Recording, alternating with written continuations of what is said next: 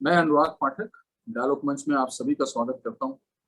दोस्तों, डायलॉग मंच का एक ही उद्देश्य है, यूथ मोटिवेशन और उनको एक राइट डायरेक्शन में एक स्ट्रेटेजी के साथ गाइड करना। और इसीलिए हम उन इंटेलेक्ट माइंड सेलेक्टेड कैंडिडेट्स को हम अपने मंच में बुलाते हैं और उनके वार्तालाप से उनके स्ट्रेटेजीज, उनके सजेशंस और उनके जो रिकमेंडेशंस हैं उनको हम आपके साथ शेयर करते हैं। तो दोस्तों, आज इस श्रृंखला में हमारे साथ जो शख्सियत है वो है राहुल कुमार जी। हाल ही में जो 65th बीपीएससी का रिजल्ट आया, उन्होंने वहां पे क्वालिफाई किया और उन्होंने एक अपने लिए पोस्ट भी सुरक्षित की। तो राहुल कुमार जी, आपका बहुत बहुत स्वागत है डायलॉग मंच में। नमस्ते सर। तो धन्यवाद सर। सबसे पहले तो राहुल जी, हमारा सवाल ये रहेगा कि एक ब्रीफ इंट्रोडक्शन आप दें कि आपका बीपीएससी में ये कौन सा प्रयास था, आपने कौन सा रैंक हासिल किया और आपको कौन सा वो पोस्ट मिला। जी सर। सबसे पहले तो जो भी लोग इस चीज़ को देख रहे हैं उनको नमस्ते। और मेरा नाम राहुल है और मैं पटना से बिलोंग करता हूँ, बिहार में। और मेरी family background, we are from middle class family है हम। और ये मेरा बीपीएससी का पहला अटेम्प्ट था, 65th बीपीएससी। इसके पहले मैंने यूपीएससी के कुछ अटेम्प्ट्स लिए हैं, बट अनफॉर्चुनेटली और फॉर्चुनेटली वहाँ मैं क्लियर नहीं कर सका, even the prelims thing. And ये मेरा बीपीएससी 65th बीपीएससी मेरा पहला प्रयास था। और मेरा जो वैकल्पिक विषय है, जो ऑप्शनल है, वो ज्योग्राफी का सब्जेक्ट है सर। और मेरी रैंक 65th बीपीएससी में 170 आई है, 170वीं रैंक। और मुझे सब इलेक्शन ऑफिसर का पोस्ट उसके द्वारा मतलब दिया गया है। बहुत खूब। तो आपके पास तो बिल्कुल एक विनिंग फॉर्मूला है कि आपने पहले स्ट्राइक में ही आपने अचीव किया। कुछ हद तक तो ये जो गोल है वो अचीव कर लिया आपने। तो राहुल जी, आप अपने थोड़े स्कूलिंग बैकग्राउंड के बारे में बताएं। थोड़ी सी एक पास्ट में वो ऐसा कौन सा स्कूल्स के ड्यूरेशन में वो कौन सा पल था, वो फेज था जिसने आपको मोटिवेट किया डायरेक्ट कि आप सिविल सर्विसेज के लिए प्रिपरेशन करें।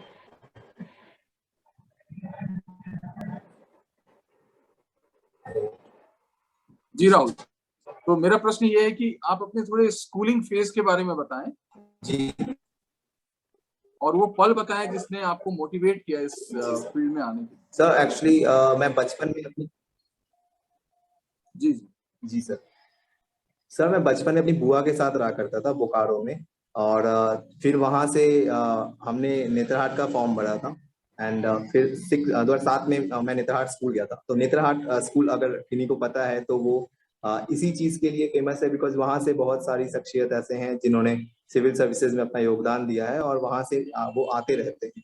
तो वहां से एक जो शुरुआत में ही वो मन में चीज आ जाती है कि आप उस क्षेत्र में जा सकते हैं, बिकॉज आपके स्कूल की वो का वो मेडल रहा है, आपके स्कूल की वो परंपरा रही है। तो वहां से एक सबसे पहले ये चीज मेरे जहन में आई कि मुझे इस ओर मैं जा सकता हूँ। एंड हालांकि उसके बाद 12th मैंने बिहार विद्यालय यहाँ पर बिहार से किया, मैंने बिहार स्टेट बोर्ड से किया। और बीच में मेरी तबीयत भी ठीक नहीं थी, तो मैंने 1 साल का गैप भी लिया। 10th के ठीक बाद मेरी 1 साल की गैप हुई थी, बिकॉज मेरी तबीयत उस दौरान ठीक नहीं थी।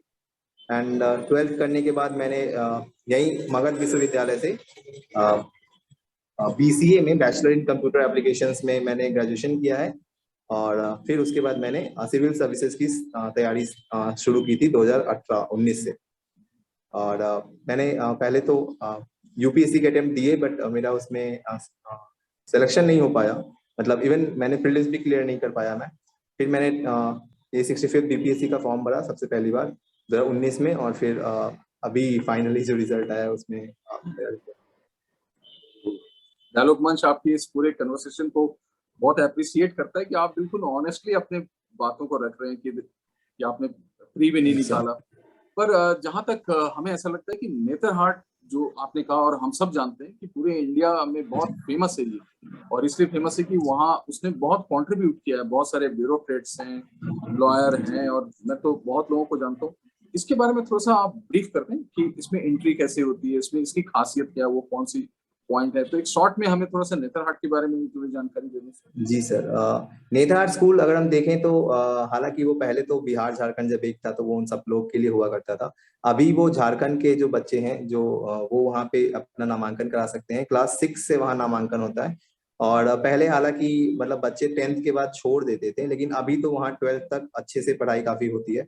और अब वहाँ काफी इंफ्रास्ट्रक्चर में भी पहले तो के मुकाबले बहुत अच्छी infrastructure, means computer facilities and laptop वगैरह भी स्कूल्स में जहाँ तक हमें पता है उन बच्चों को दिए गए हैं। सर उस स्कूल के बारे में तो सबसे अच्छी खासियत ये है कि वो अभी भी मुझे जहाँ तक पता है वो पूरे भारत का एकमात्र स्कूल है जहाँ पे हम अभी भी गुरुकुल परंपरा के तहत चलते हैं। हम वहाँ पे, हमारे यहाँ सर नहीं होते, हमारे यहाँ श्रीमान जी होते हैं, माता जी होती हैं।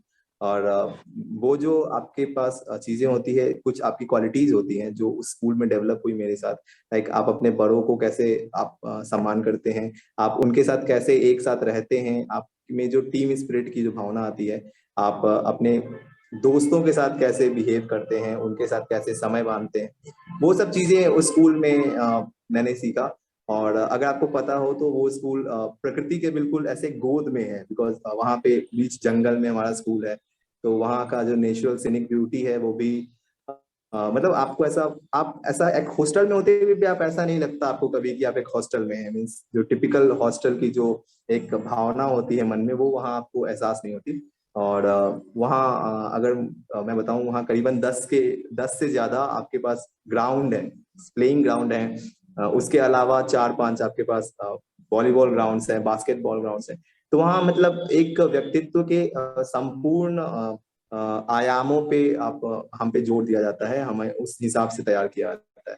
और सबसे बड़ी बात कि उस विद्यालय की एक ऐतिहासिक जो परंपरा रही है वो काफी पुरानी है। वो विद्यालय 1954 में स्थापित हुआ था, तो काफी पुरानी विद्यालय है और उसके अपने जो मान मर्यादा है।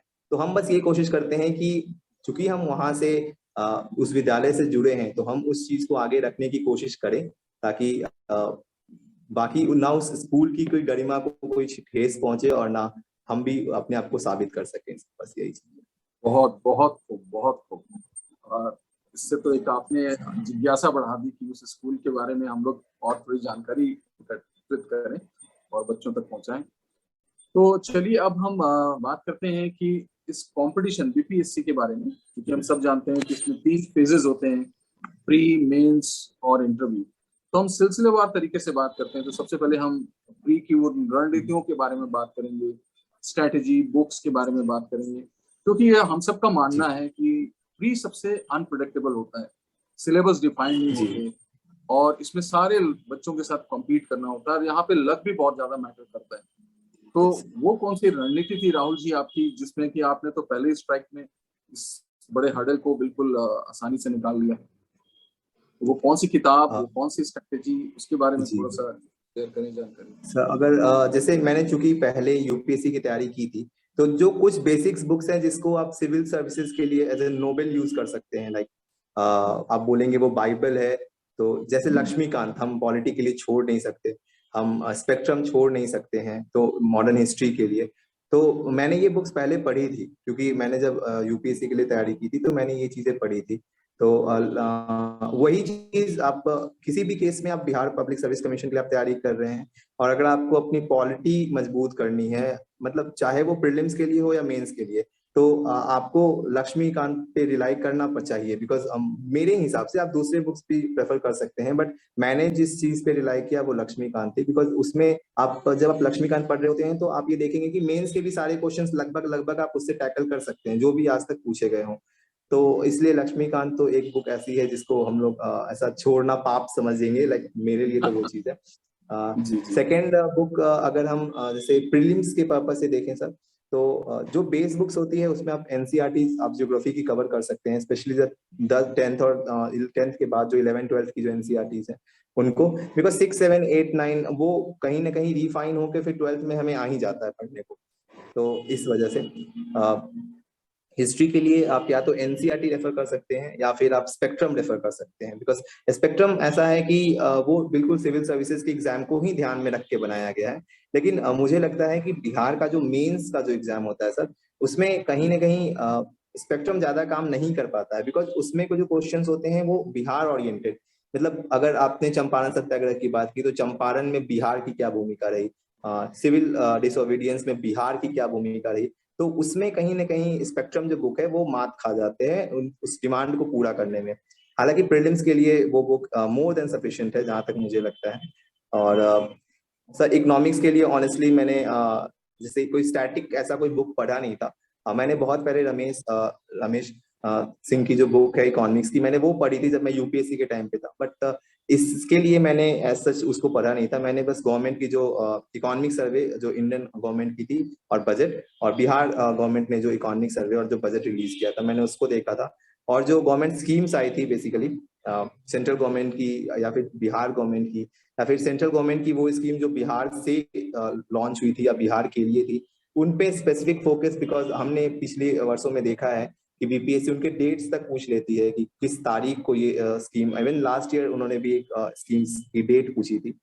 तो उन चीजों पे थोड़ा ज्यादा इकोनॉमिक्स बेसिकली सर हम करंट ओरिएंटेड ही रखते हैं, लाइक करंट में जो इवेंट्स आए जो स्कीम्स लॉन्च हुई उससे रिलेटेड। बिकॉज स्टैटिक इकोनॉमिक्स का मैंने 65वीं भी दी और 66 बीपीएससी भी दी, तो ऐसा मेरे को कोई दिखा नहीं कि स्टैटिक उन्होंने पूछा हो मतलब प्रीलिम्स में इकोनॉमिक्स। तो इस वजह से सेंसस एक ऐसा पार्ट है जिसके लिए मैं हमेशा तैयार रहता है, क्योंकि 65 बीपी में एससी में अगर आपको याद हो सर 4 या 5 क्वेश्चन सीधे सीधे उन्होंने सेंसस से पूछे थे 65 बीपीएससी में। हालांकि 66 में तो एक भी क्वेश्चन नहीं था, बट हाँ 65 में सेंसस काफी काम किया था प्रीलिम्स के अगर पर्सपेक्टिव से बात करें तो। और फिर साइंस एंड टेक की बात है सर, तो 2 सेक्शंस जहां से हम देखते हैं कि ज्यादा क्वेश्चंस बीपीएससी पूछती है पिछले 2 सालों में, तो खास करके जैसे हिस्ट्री और साइंस एंड टेक दोनों से करीबन मिला के 55-60 क्वेश्चन के करीब थे।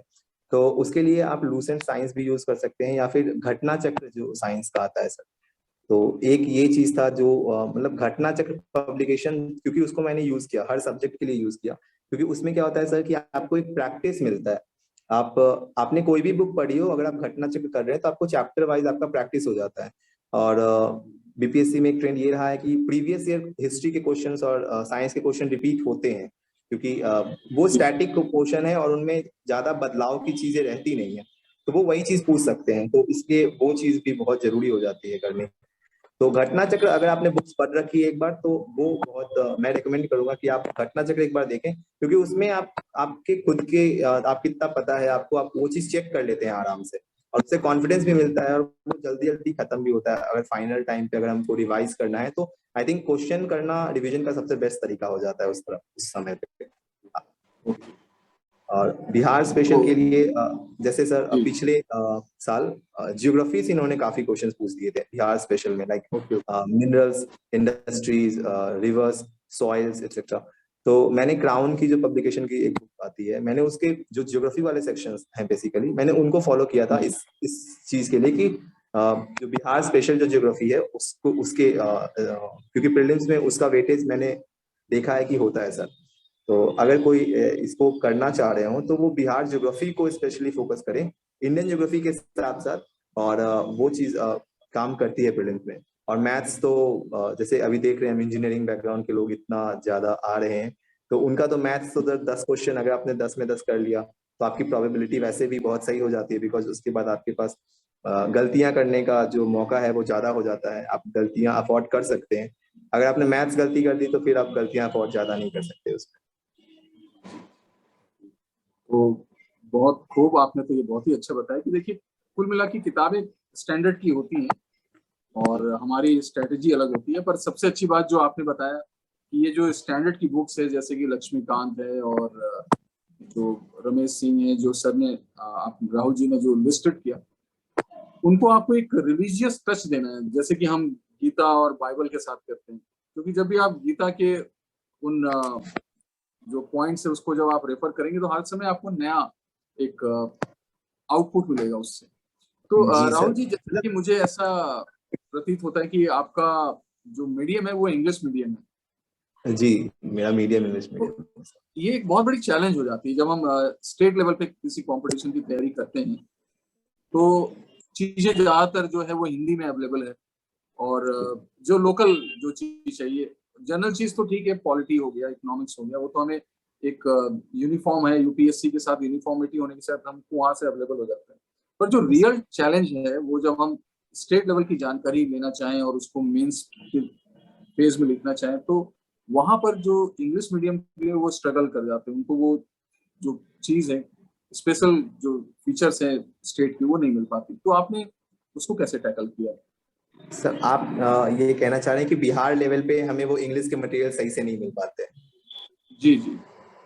जी सर, जैसे अगर हम ये देखें कि ये बात सही है कि पहले के समय पे अगर हम ये बात अगर बोल रहे होते तो शायद मैं इससे ज्यादा इत्तेफाक रखता। बट जैसे अभी मार्केट में हमारे पास इकोनॉमिक सर्वे भी जो है वो पूरा इंग्लिश का इंग्लिश आ जाता है सर। बजट, हाँ बजट में मुझे प्रॉब्लम हुई बिकॉज बजट में इंग्लिश का मटेरियल अवेलेबल नहीं था। बट इकोनॉमिक सर्वे था तो सर मेरा ऐसा नहीं कि मैं शुरू से इंग्लिश मीडियम में था, मैंने 8th क्लास तक हिंदी में ही पढ़ाई की है। And then I shifted to like, ऐसे मैंने इंग्लिश मीडियम शुरू किया था। तो मुझे हिंदी में कोई तकलीफ नहीं है, मैं हिंदी पढ़ के उसको ट्रांसलेट करके लिख लूंगा। बट यही थोड़ा सा तो सर प्रॉब्लम होती है, लेकिन अगर आप चाहें तो ऑब्वियसली आप उसको कवर कर, बिकॉज बीपीएससी में जो मैक्सिमम स्टूडेंट्स अगर जो पार्टिसिपेट कर रहे हैं वो या तो बिहार से हो रहे हैं या यूपी से हो रहे हैं या फिर जो नियर बाई स्टेट्स हैं लाइक झारखंड हो गए, छत्तीसगढ़, हरियाणा एक्सेट्रा। ठीक है सर। और हमारी कुछ भी हो, हमारे हिंदी पे तो कमांड होती है सर। हम क्योंकि हिंदी भाषी क्षेत्र से हैं तो हिंदी तो हम हमारी अच्छी रहेगी, हम हैं, चाहे हम कितनी भी इंग्लिश मीडियम में पढ़ाई कर लें, तो हिंदी तो हमारे खून में सर ऑब्वियसली।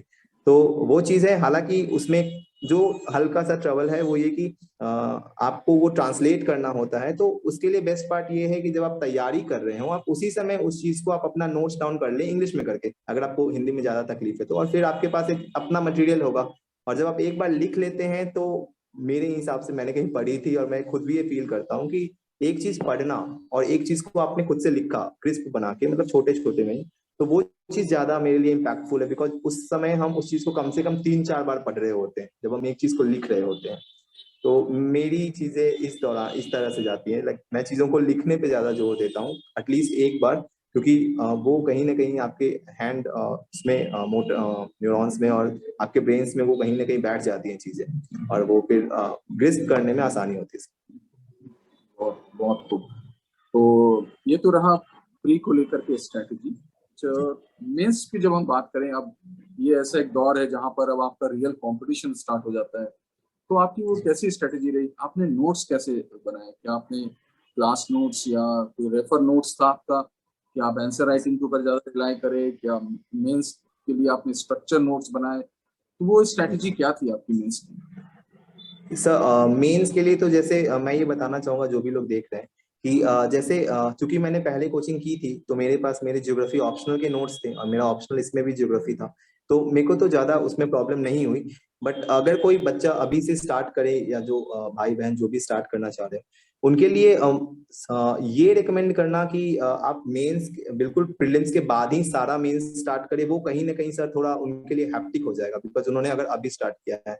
तो एक चीज मैं जो रेकमेंड करना चाहूंगा कि आप एटलीस्ट प्रीलिम्स के पहले आप ये तैयार हो जाएं कि आपके मेंस क्या, आपके ऑप्शनल का सब्जेक्ट क्या है कम से कम, और आपने उसके सारे स्टैंडर्ड बुक्स, आपने उसके सारे स्टैंडर्ड नोट्स अपने एक जगह पे कलेक्ट कर लिए हो। अगर आप लिख के पढ़ने वाले हैं तो आपने उसको लिख लिया हो, क्योंकि प्रीलिम्स के बाद आपको 5 महीना मिलता है, लेकिन वो 5 महीना इतना ज्यादा भी नहीं होता है सर, बिकॉज जब हम तैयारी में उतरते हैं तो फिर हमें लगता है ये भी पढ़ना है ये भी पढ़ना है, तो चीजें बहुत डाइवर्स हो जाती है, फिर आंसर प्रैक्टिस करना होता है। और मतलब आप बिना 20-25 फुल लेंथ टेस्ट लिखे अगर आप, मतलब आप घर पे बैठ के लिख रहे हो, क्वेश्चन प्रीवियस ईयर अटेम्प्ट कर रहे हो, कुछ भी कर रहे हो, बट उसके बिना अगर आप पेपर में बैठे हो तो आप मेरी मानिए वहां पे आप मतलब उससे जस्टिफाई नहीं कर पाते हो, आप वहां पे कहीं ना कहीं फंसने लगते हो। बिकॉज आपकी राइटिंग, जब मैंने खुद राइटिंग आंसर राइटिंग स्टार्ट की थी तो मेरे 22-23 पेज होते थे सर 3 घंटे में। एंड फिर लिखते लिखते सडनली वो आते आते वो फिर फाइनली 32, 33, 34 तक ऐसा गया। एंड मतलब ब्लिसफुली लास्ट जो मैंने मेंस लिखा अभी 66 के हिस्ट्री, जब मैंने ऑप्शनल पेपर दिया तो उसमें मैंने फाइनली 36 पूरा पेज किया। तो वो एक टाइम के साथ बढ़ता जाता है, आपकी स्पीड बढ़ती है, आपकी जो लिखने की जो कैपेसिटी है वो भी बढ़ती जाती है। तो आपको वो भी प्रीलिम्स के बाद ध्यान देना होगा। आप टेस्ट सीरीज करेंगे, आप जीएस करेंगे, आप जीएस 2 करेंगे, आप डीआई करेंगे, बिकॉज डीआई एक ऐसा क्वेश्चन है जहाँ पे मिस होने का मतलब इट्स अ सुसाइडल बेसिकली। मैंने खुद 65th के डीआई में शायद 15 से 18 नंबर की गलती की है, और मुझे लगता है वही एक मोमेंट था जहाँ पे मेरी रैंक इतनी पीछे आई, अदरवाइज शायद मैं और ऊपर रैंक में दिख सकता था। तो डीआई भी आपको अच्छे से एक्सटेंसिवली प्रैक्टिस करना होता है, क्योंकि वो आपकी रैंक बना देती है सर ट्रुथफुली। एंड तो मैं ये सजेस्ट करूंगा जो भी लोग देख रहे हैं कि आप एटलीस्ट प्रीलिम्स के पहले अपना जो ऑप्शनल है आप उसको तैयार रखें, ठीक है, क्योंकि ऑप्शनल अगर आपका तैयार है तो क्या होगा ना कि आपको सिर्फ ऑप्शनल रिवाइज करना होगा। एंड देन प्रीलिम्स के बाद, अगर आप प्रीलिम्स के बाद आते हैं 2 दिन रेस्ट लेके अपने आंसर्स मिलाते हैं जो वेरियस कोचिंग इंस्टीट्यूट देती है, तो अगर आप 100 क्रॉस कर रहे हैं फॉर मतलब actually I belong to the OBC that का वो क्राइटेरियन, तो अगर आप 100 क्रॉस कर रहे हैं तो आपको ऑब्वियसली बिना कुछ सोचे समझे, बिना किसी डाउट के दैट शुड आई गो या नहीं करना चाहिए, या किसी से बात कर लें या फिर आंसर का इंतजार कर लें, आपको उसके लिए जाना चाहिए। अगर नहीं होगा तो वी विल, वो आपके नेक्स्ट ईयर काम आ जाएगा, बट स्टिल आपको जाना चाहिए। और आप स्टार्ट करते हैं जीएस के साथ, स्ट्रेटजी बनाते हैं। और जैसे मैं ऐसा हूँ सर जो कि एक सब्जेक्ट को पूरे दिन नहीं पढ़ सकता, वो मोनोटनी में से बर्दाश्त नहीं होती, तो मैं क्या करता था कि अगर मैंने 8 घंटे पढ़ाई करनी है तो मैं उसको 3-3 घंटे के 3 स्लॉट्स में, या फिर 3-3 2 घंटे के 3 अलग अलग सब्जेक्ट के स्लॉट बना लेता हूँ, ताकि अगर इससे मन उबने लगा then I will shift to the other subject, फिर उसका अदर सब्जेक्ट। तो इस तरह से चीजें काम कर सकती है। मेंस के लिए तो जैसे जो हिस्ट्री का सिलेबस है सर, वो सबको पता है कि बीपीएससी में मोर और लेस ये बहुत प्रिडिक्टेबल है। आप 30 क्वेश्चंस करके जाते हैं और आप 3 क्वेश्चन आराम से लिख के आते हैं, तो उसके लिए तो मार्केट्स में बहुत से मटेरियल अवेलेबल है। लाइक इवन मैंने खुद 2-3 कोचिंग इंस्टीट्यूशंस के मटेरियल्स लिए थे कुछ इंग्लिश में, और फिर मैंने उन सबको ऐसे देख देख के टॉपिक वाइज मैंने खुद के नोट्स बनाए, सबको ऐसे मर्ज करके, ताकि मेरा अपना नोट्स ऐसा भी लगे कि वो ओरिजिनल है और उसमें सारा मटेरियल भी रहे, किसी ऐसे कोचिंग वाले का ऐसा पूरा कॉपीड नहीं लगे। और हिस्ट्री के लिए ये, और इंटरनेशनल रिलेशन और जो करंट के लिए स्ट्रैटेजी थी मेरी, वो मैंने ये किया कि जैसे आपके जितने भी नेबर कंट्रीज हैं, मीन्स हमारी जो नेबर कंट्रीज हैं, जो हमारी टाइम नेबर कंट्रीज हैं, हमारी लैंड नेबर कंट्रीज हैं, वो हो गई। और जो बेसिकली अभी वर्ल्ड लेवल पे जो कंट्रीज हैं जो कि बहुत डोमिनेंट पोजीशन पे हैं, like China, like Russia, like we have USA, तो जापान हो गया, ऑस्ट्रेलिया, बिकॉज ये न्यूज में रहते हैं, इनके साथ हम एक सेपरेट अपना अलग अलग कंट्रीज के नोट्स बनाएंगे। लाइक और उसके जो हम की पॉइंट्स रखेंगे वो ये कि सबसे पहला कि अगर Indo Afghanistan relation we have to read, हमें एक क्वेश्चन करना है इंडो अफगानिस्तान रिलेशन या anything about Afghanistan and India's role in Afghanistan, तो we can start with something, तो हम उसका एक पार्टिकुलरली इंट्रो बना के रखेंगे कि अफगानिस्तान में we can use it. Like मैंने यूज किया कि इंडिया अफगानिस्तान के रिलेशंस है, इसके जो हम अगर इसको ट्रेस करें तो it goes back to the ancient time and throughout the period of the history in the medieval also and in the modern period also it remained the same, okay। and abhi jo modern relations hai it came into light after जो हमारे प्रधानमंत्री जी की visit थी उसके बाद, और जो Indian investment है 2016 के बाद, उसके लेके ये चीजें बढ़ी है। तो आप एक बिल्कुल ताकि क्या होता है ना, इंट्रोडक्शन जो है सर वो आपके पास एग्जाम में इंट्रोडक्शन सोच के लिखने का टाइम नहीं होता है, और इंट्रोडक्शन एक ऐसा पार्ट होना चाहिए जो कि सीधे एग्जामिनर के मन पे जाए। तो आप उसके लिए पहले ही सोच समझ के एक ऐसा इंट्रोडक्शन तैयार कीजिए जो बहुत इम्फैटिक भी लगे और जो उसमें रिलेवेंट भी लगे उस सिनेरियो में। And same with the conclusion sir, conclusion भी हम ऐसा तैयार करेंगे क्योंकि वो एग्जामिनर या तो शुरू में पढ़ता है, बीच में पढ़ता है, थोड़ा वो देखता है, और लास्ट वाले को वो पढ़ते हैं।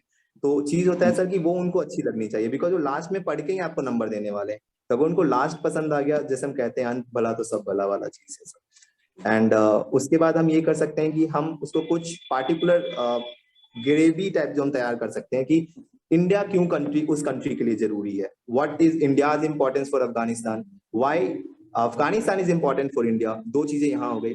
फिर हम लिखेंगे इंडिया अफगानिस्तान के रिलेशंस कैसे हैं, तो स्ट्रेटेजिक रिलेशंस क्या हैं, डिप्लोमेटिक रिलेशंस क्या हैं, कल्चरल रिलेशंस क्या हैं, ठीक है, तो इकोनॉमिक रिलेशंस क्या हैं, उसमें हम कुछ डेटा डाल सकते हैं। लाइक हाँ, हमारे इंडो अफगानिस्तान रिलेशंस, इतने बिलियन डॉलर की हमारी ट्रेड है, इंडिया ने 3 बिलियन असिस्टेंस किया है डॉलर का, इंडिया के डैम्स हैं जो सलमा डैम, पार्लियामेंट बिल्डिंग वगैरह। तो इस तरह हम हर कंट्री के साथ एक पार्टिकुलर अपना नोट्स बना लेते हैं। एंड देन अगर कुछ करंट में ऐसा घट रहा है तो हम उसको उसमें ऐड करके उसका एक डायमेंशन ऐड कर सेट कर लेते हैं। लाइक अगर चाइना के साथ कोई डिस्प्यूट हुआ तो चाइना इंडिया का तो मेरा सर अपना जो मेरा पार्टिकुलर नोट्स है वो तैयार है। अब उसमें हम एक पेज और ऐड करेंगे कि हाँ, इस डोकलाम का क्या रीजन था, क्यों हुआ ये स्टैंड ऑफ, या फिर जो गलवान में हुआ, इसमें रिपरकशंस क्या होंगे for India, for China and for world also, because India and China अभी जो है वो वर्ल्ड लेवल पे प्लेयर है।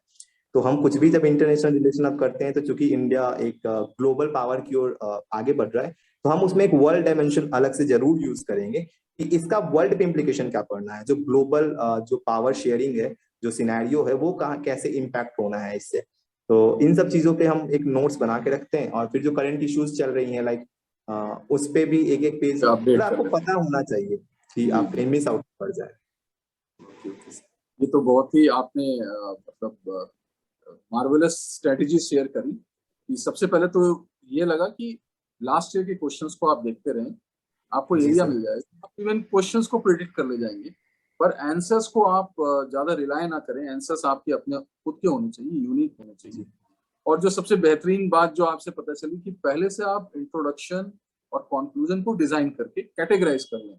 अब जैसे जी सर। कंट्रीज के बारे में तो फ्रेंडली कंट्रीज के साथ इंट्रोडक्शन ऐसा लिखूंगा, जिसके साथ कॉन्फ्लिक्ट चल रहा है तो उनके इंट्रोडक्शन ऐसा होगा, जो मॉडरेट कंट्री उनके साथ होगा। कंक्लूजन को भी आप बहुत सारे कलेक्ट करके रख सकते हैं, पॉलिटिकल इश्यूज का, क्योंकि एनवायरमेंटल होता इश्यूज। क्या है सर कि यही दोनों पोर्शन होता है जिसको एग्जामिनर बहुत ध्यान से पढ़ रहे होते हैं। एक जब क्वेश्चन शुरू हो रहा होता है और लास्ट तो मार्क्स देना है उनको, तो जी इसलिए उस पे तो आपका पार्टिकुलर फोकस होना चाहिए। मीन्स आप वहां बैठे हैं मार्क्स फेच करने के लिए, और आपको बिल्कुल। हर स्ट्रेटेजी यूज करेंगे जिससे आपको एग्जामिनर और मार्क्स दे के जाए। तो ये बहुत चीजें है। बहुत खूब। तो ये हुआ कि एक आपने प्रोफेशनल अप्रोच बना के रखा था, पहले से अपने आप को जी ट्रेंड कर लिया कि ये मैं इंट्रोडक्शन लिखूंगा। और जी। और आप ये ये तो लिखते लिखते आप जैसे हमने सारी चीजें गैदर कर ली, हमारे पास सारी ओके ओके। मैंने नोट्स बना लिए। और एक और चीज है जी सर कि टेस्ट देना मेरे को लगता है मेरे हिसाब से कि वो तभी ज्यादा इम्पैक्टफुल होता है जब आपने एक बार सारी चीजें तैयार करके पढ़ ली हो। बिकॉज जब आप बिना पढ़े टेस्ट दे रहे होते, मतलब कुछ लोग बोलते हैं कि वी कैन टेस्ट हम कर लेते हैं एक बार, देखते हैं कितना मार्क्स आता है। बट उससे क्या होता है सर, कभी कभी उसके निगेटिव इम्पैक्ट भी हो जाते हैं जब हमारे मार्क्स अच्छे नहीं आते हैं। मान लीजिए मैंने टेस्ट लिखा और मेरे 20 पेजेस हुए मेंस में, तो कहीं ना कहीं वो मेरे माइंड के बैक में कहीं ना एक लग जाती है कि मेरे से बीसी हो रहा है, मेरे से क्वेश्चन नहीं हो रहा है। तो वो कहीं ना कहीं आपके जो प्रिपरेशन स्ट्रैटेजी है और जो प्रिपरेशन की जो टेक्निक है उसको, उसकी एनर्जी को कहीं ना कहीं हैम्पर कर सकती है, एक निगेटिव वे में उसको रोक सकती है।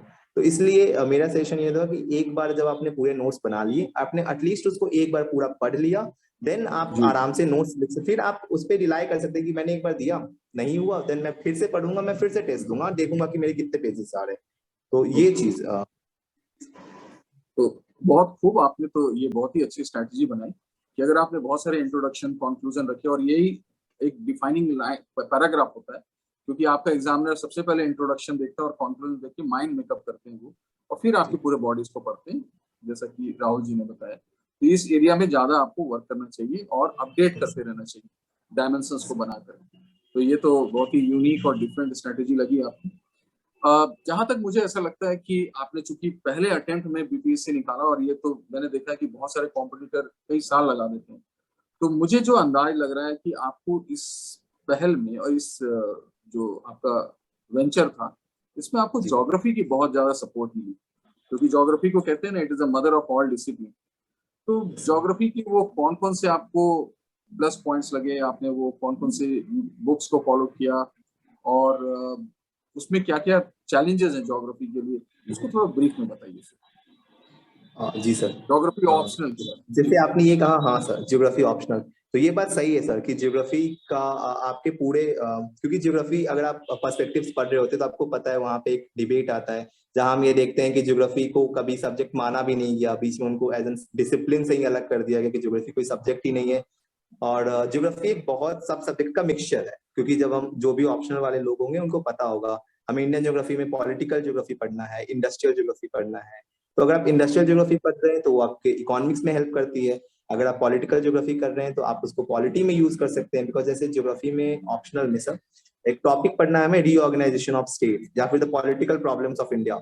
ये क्वेश्चंस आपके पॉलिटी में आ सकते हैं, क्वेश्चंस में ये क्वेश्चंस आपके साइंस एंड टेक में आ सकते हैं, इंडिया डिफेंस रिलेशंस, इंडिया के जो पॉलिटिकल प्रॉब्लम्स है वो, ये आपके इंटरनेशनल रिलेशन में भी क्वेश्चन आ सकते हैं, लेकिन आपने पढ़ा उसको ज्योग्राफी ऑप्शनल में है। सेम इज विद सर, आपने ट्रेड एंड ट्रांसपोर्ट भी हमारा ऑप्शनल में एक सिलेबस होता है, वो आप इकोनॉमिक्स में क्वेश्चन आता है उससे, infrastructure and all.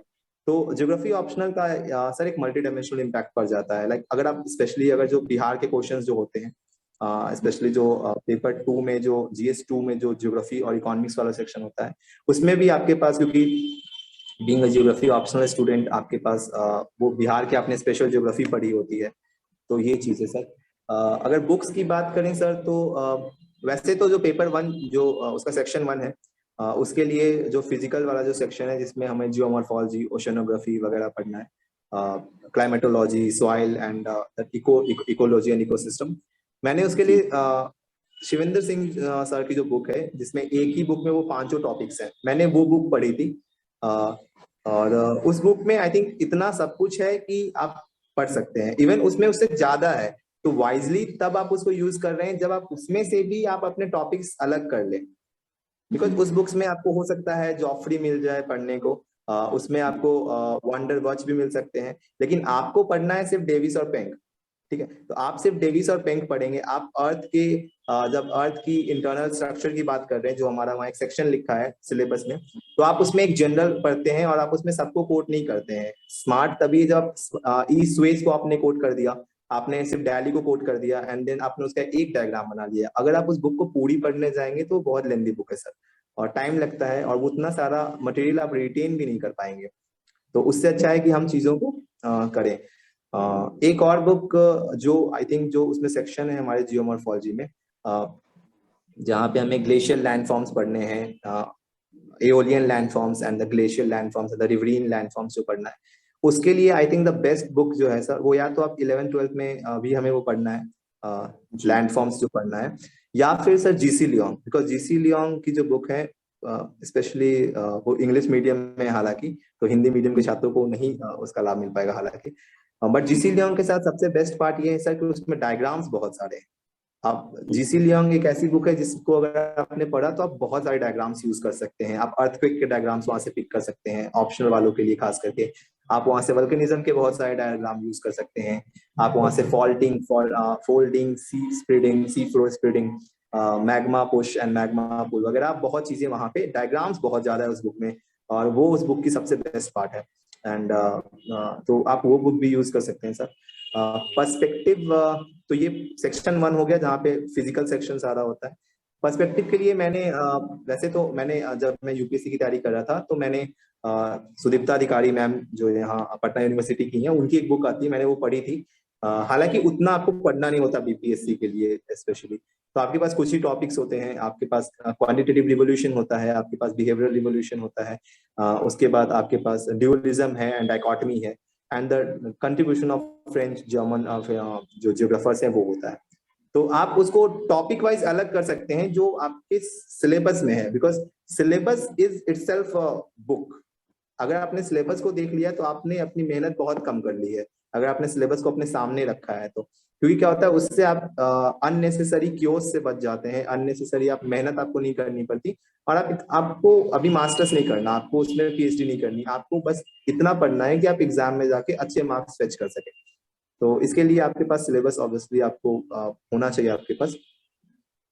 Human geography and settlement geography, I would rather say कि मेरे अपने नोट्स जो मेरे सचिन, मैंने जब कोचिंग की थी तो दिल्ली में, तो मैंने ऑप्शनल की कोचिंग की थी सचिन अरोड़ा सर से, और उनके नोट्स आई थिंक पेपर 1 और पेपर 2 दोनों के लिए जो ह्यूमन सेटलमेंट का जो पोर्शन है एंड जो थियोरेटिकल जो थोड़ा पॉइंट है, जो खास करके सेक्शन 1 के भी जो सेकंड पार्ट में आता है, पार्ट बी में, जहाँ पे आपके पास थ्योरीज हैं, पॉपुलेशन थ्योरीज हो गई, सेटलमेंट थ्योरीज हो गई, सेटलमेंट के सारे टाइप्स हो गए, फिर आपके पास एग्रीकल्चर लोकेशन थ्योरी है, वेबर की इंडस्ट्रियल लोकेशन थ्योरी है।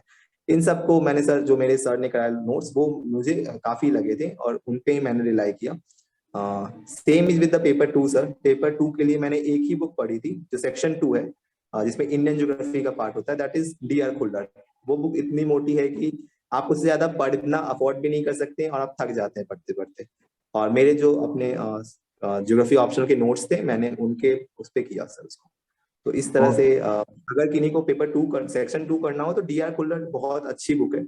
अगर वो बुक से अगर वो करना चाहें तो उसमें आपको सारा टॉपिक एक रिसोर्सेज, हाँ, लेकिन आपको उसमें अपने आपको सब्सटैंशिएट करना होता है डेटा के साथ। द रीसेंट डेटा जो भी गवर्नमेंट की आई, कोई मिनिस्ट्री की रिपोर्ट आई, लाइक वाटर मिनिस्ट्री की वाटर रिसोर्सेज पे कोई रिपोर्ट है, तो हम उसमें डेटा यूज कर सकते हैं कि ओके, वाटर शॉर्टेज का ये रीज है, वाटर शॉर्टेज ऐसे चल रहा है, वाटर शॉर्टेज यहाँ चल रहा है, ठीक है। और उसको हम जैसे रिसोर्स ज्योग्राफी में यूज कर लेंगे।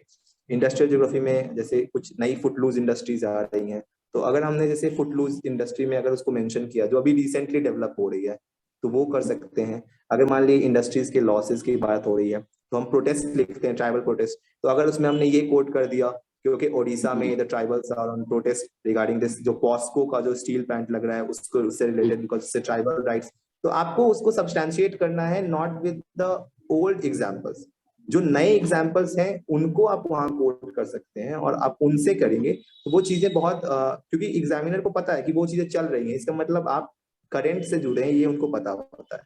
तो ये मेरी स्ट्रेटजी थी सर।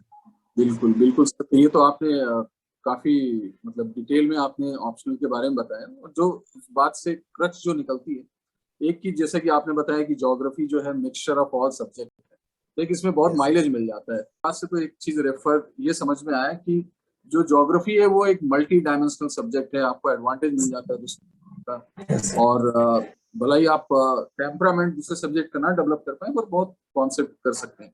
और जो सबसे अच्छी बात जो समझ में आई कि आपने बोला कि हर किताब जो आपने अभी लिस्ट बताया ऑप्शनल की, उन किताबों को सबको पढ़ना नहीं है, उसको रेफर करना है।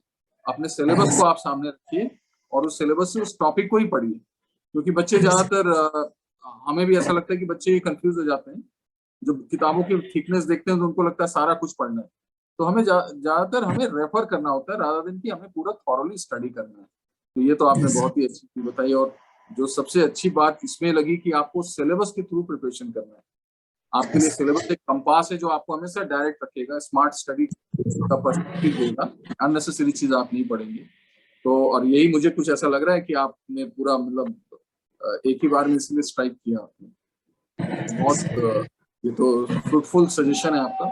तो आइए अब हम मेंस के बारे में सॉरी इंटरव्यू के बारे में थोड़ा सा डिस्कस कर लेते हैं।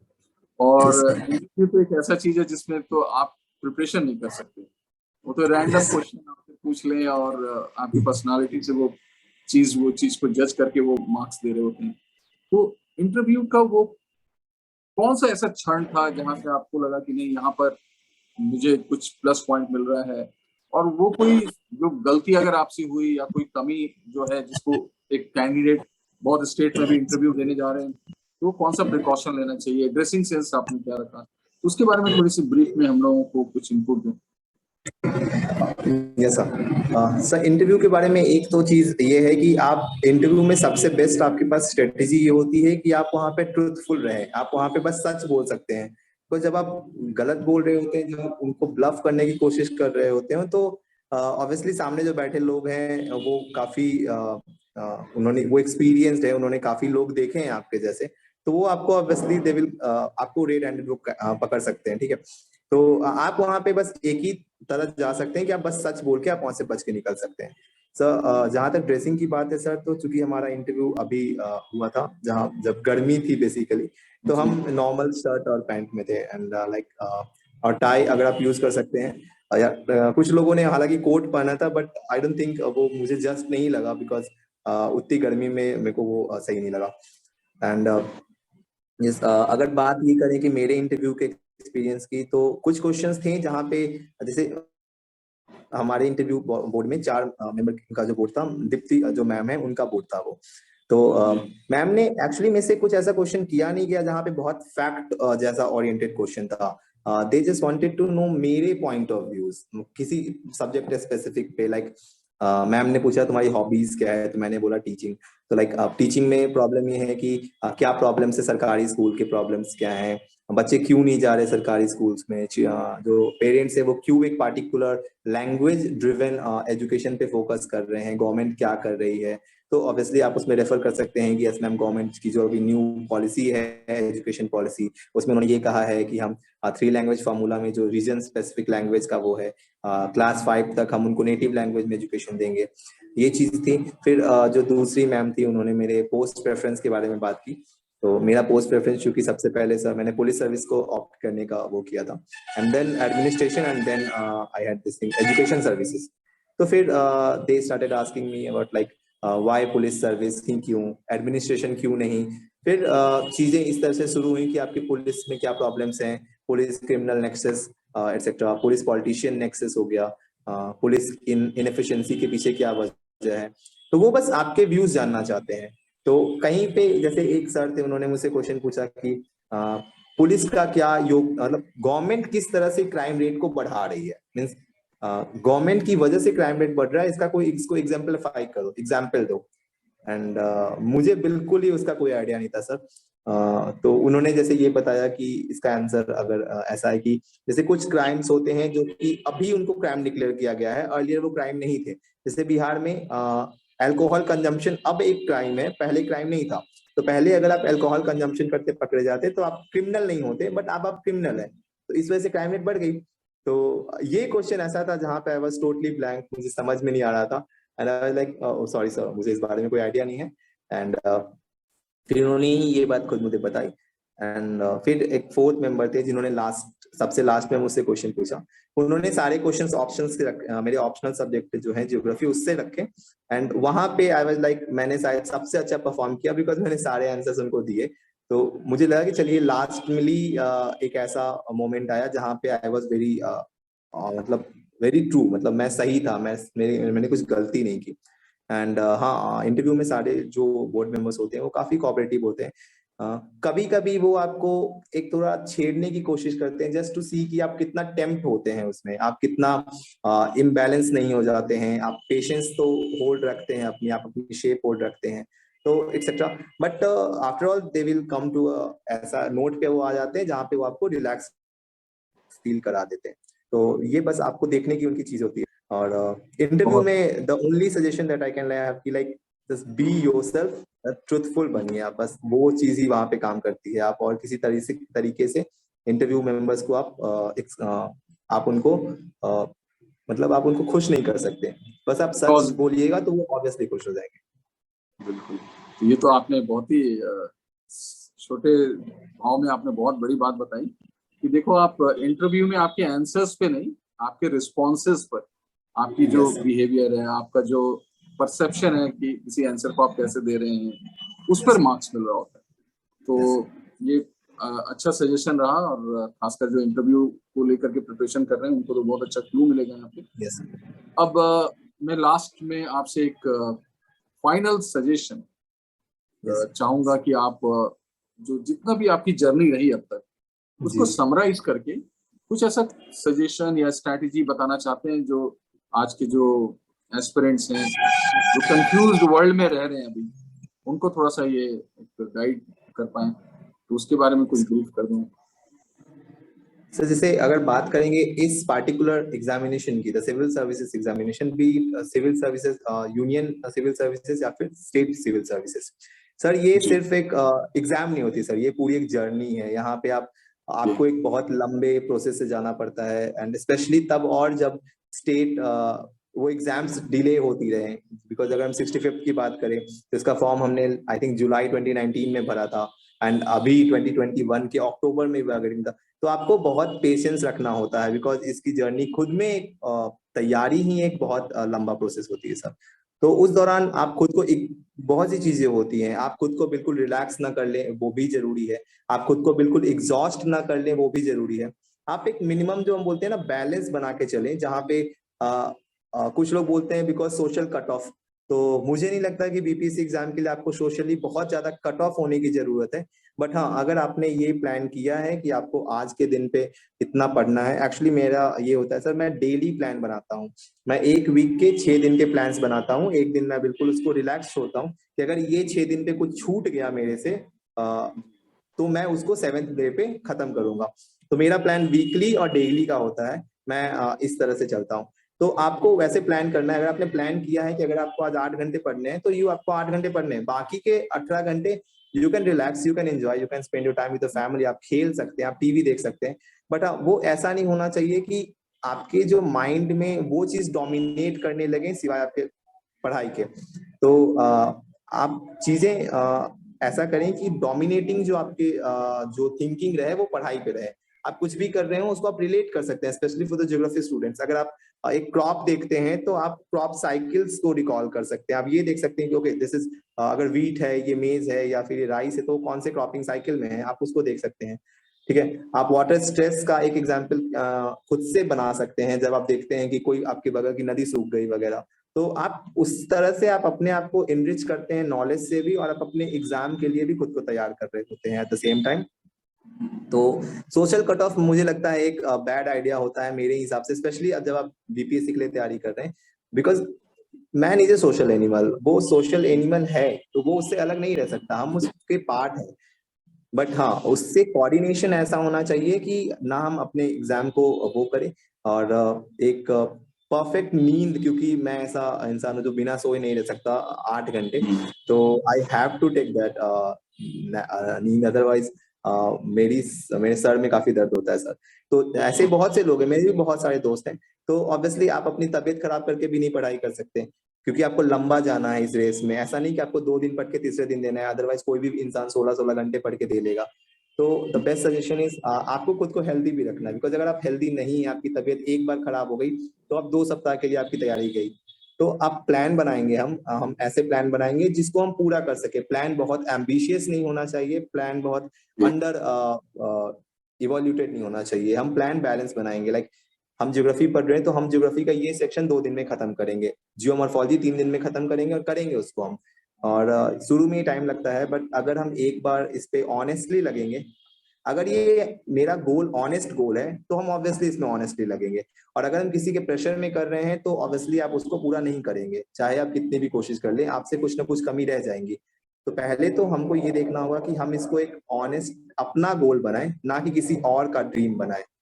तो अगर आप ऐसा करते हैं तो आप देखिएगा कि विद टाइम आपकी प्रिपरेशन ऑटोमेटिकली आपके आंसर्स में वो चीज दिखने लगेगी, क्योंकि आप उस एग्जाम को अचीव करने के लिए आप मेहनत कर रहे हैं। तो ये चीज है सर। बहुत ही अच्छा आपने चीजों को समराइज किया, और आपके बातचीत से तो ऐसा लगा कि आपने पूरा एक नेचुरल तरीके से आपने अपनी पढ़ाई को जारी रखी। आपने नींद भरपूर लिया, आपने पूरे फैमिली अफेयर्स को भी मेंटेन रखा, और सबसे अच्छी चीज लगी कि आपने जो प्लानिंग बनाई, हम टू डू लिस्ट बनाते हैं डेली बेसिस में, आपने उसको साप्ताहिक वीकली बेसिस पे बनाया, जिससे कि एक स्पेस मिल गया आपको कि किसी दिन नहीं किया तो आपने दूसरे दिन उसको एडजस्ट कर तो लिया, संडे को पूरा किया मैंने।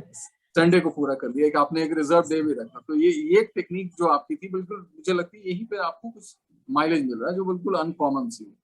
और जो सबसे जो इसके जो एम्फेटिक पॉइंट जो मैं हाईलाइट करना चाहता हूँ, वो ये कि जब आपने पढ़ाई की तो पढ़ाई करी, जब आपने अदर देन स्टडीज को जब आपने तवज्जो दी तो फिर आप उधर इन्वॉल्व हो गए।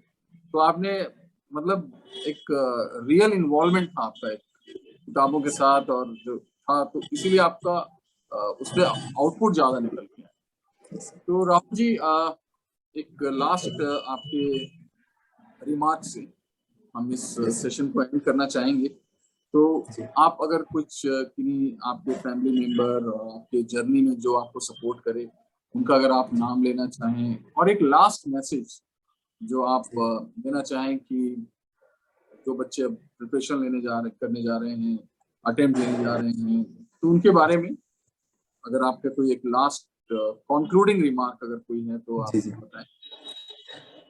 जी। अगर बात है सर इस बारे में कि जिन लोगों ने मुझे सपोर्ट किया, तो मैंने बताया ना, मैं इस चीज में बिलीव करता हूँ कि इंसान जो एक सोशल एनिमल है। ऑब्वियसली मेरे पेरेंट्स, मेरे मम्मी पापा, बिकॉज मैं 1 साल बीच में मैं कुछ समय के लिए दिल्ली में भी था, क्योंकि जब मैंने बताया मैंने आपको ऑप्शनल की मैंने तैयारी की, मैंने कोचिंग की है यूपीएससी की, तो मैं दिल्ली में था। तो ऑब्वियसली उसमें हम एक मिडिल क्लास फैमिली से बिलोंग करते हैं, और उस पर भी अगर आपके पेरेंट्स तैयार होते हैं आपको यहाँ से दिल्ली भेजने के लिए, आपकी कोचिंग का खर्चा वगैरह, तो वो एक क्योंकि उनको आप पे विश्वास होता है, और आपको सबसे पहले तो अपने पेरेंट्स में ये विश्वास बताना है कि आप वो करना चाहते हैं और आप वो कर लेंगे। और अगर वो चीज है तो फिर बिकॉज क्या होता है ना सर, जब आपके पेरेंट्स आप पे ट्रस्ट कर रहे होते हैं तो आपके फेलियर में भी आपको ऐसा लगता है कि नहीं, यू कैन राइज अपन, आप फिर से उठ सकते हैं। और रही बात दोस्तों की, तो जैसा मेरे कुछ दोस्त ही थे जिन्होंने सबसे पहले मुझे इस चीज के लिए मोटिवेट किया था, लाइक तुमको इसमें आना चाहिए, तुम ये कर सकते हो। जैसे मेरे कुछ दोस्त थे, संदीप एंड सूरज वगैरह। तो वो चीजें हैं। और क्या होता है कि आपके दोस्त आपके लिए माहौल को इजी बनाते हैं, बिकॉज ये मैंने बताया एक बहुत लंबी जर्नी है, ये टेंस जर्नी है। तो उस दौरान आपके दोस्त ही आपको एक उसमें भी एक खुशनुमा माहौल देते हैं। आप उनके साथ जब समय व्यतीत करते हैं तो आपको ऐसा लगता है कि नहीं, चीजें चीजें थोड़ी लाइट भी है, बहुत हर समय ऐसा टफ टफ सा नहीं है। एंड द कंक्लूडिंग रिमार्क जो आपने बोला सर, वो ये कि स्पेशली फॉर द स्टूडेंट जो बीपीएससी के लिए तैयारी कर रहे हैं, आप ये नहीं सोचे कि मेरा यूपीएससी से मैंने तैयारी किया तो हुआ, ठीक है, ऐसा हाँ, कुछ फायदा तो मिलता है बिकॉज मैंने पहले से चीजें पढ़ी थी। बट आप ये सोचें कि बेहतर ये है कि अब हमारे पास बीपीएससी के हर साल नोटिफिकेशंस और वैकेंसीज आ रही हैं, और ये मौका है जब हम इसको बिल्कुल तोड़ सकते हैं, लाइक बिकॉज अभी हमारे पास करीबन 800 सीट फिर हैं, तो हम उसमें फिर से लग सकते हैं। और यूपीएससी की तरह बीपीएससी में उतना वो नहीं है कि आप, उतनी अनसर्टेनिटी नहीं है अगर आप प्रीलिम्स क्वालिफाई करते हैं, बिकॉज ये सच में मुझे भी लगता है कि ये सबसे टफ पार्ट है बीपीएससी की तैयारी का, जब जहाँ प्रीलिम्स पार्ट, अगर आप प्रीलिम्स क्वालिफाई करते हैं तो मेंस आप आराम से कर सकते हैं, बस आपको खुद पे भरोसा होना चाहिए और आप समय दें उसके बाद। अगर आप प्रीलिम्स के लिए हर दिन 6 घंटे दे रहे हैं तो मेंस में आपको उस 5 महीने में आपको 8 घंटे देने होंगे, और आप फिर आराम से वो चीज कर सकते हैं। तो ये चीज है सर, कोई भी कर सकता है सर। मैंने एक अपने दोस्त, मेरे एक सीनियर थे, उन्होंने भी किया है, और मैं जानता हूँ वो, और मैं खुद के बारे में भी बात करता हूँ, मैं बहुत सोता हूँ, मैं खेलता हूँ, मुझे वॉलीबॉल बहुत पसंद है, मैं खेलता भी बहुत हूँ, बट स्टिल मैंने किया, क्योंकि बस आपको अपने से ऑनेस्ट रहना है, और ये आपको अपने लिए करना है, तो आप ऑब्वियसली ये कर लीजिएगा। बहुत बहुत खूब। और जो आपने कंक्लूडिंग रिमार्क में जो चीज जाहिर करी वो ये कि जब बच्चा माँ की गर्भ में आता है तो एक कॉर्ड से जुड़ा रहता है जिससे वो फीड कर रहा होता है, और वो यस, कॉर्ड एक तरह से मतलब हट जाता है, पर एक इमोशंस का कॉर्ड हमारे फैमिली मेंबर के साथ हमेशा रहता है। वो बिल्कुल बहुत ही ऑब्वियसली सर। इंपॉर्टेंट है जो, और उसी से हम एक एनर्जी ले रहे होते हैं, मोटिवेट हो रहे होते हैं।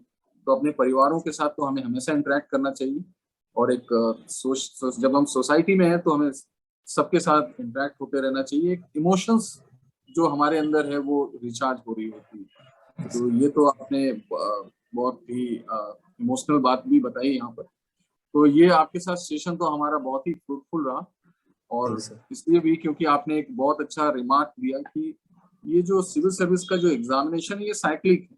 अगर इस बार नहीं हुआ तो आपको हताश नहीं होना है, आपको तो कई अटेम्प्ट मिलते रहेंगे।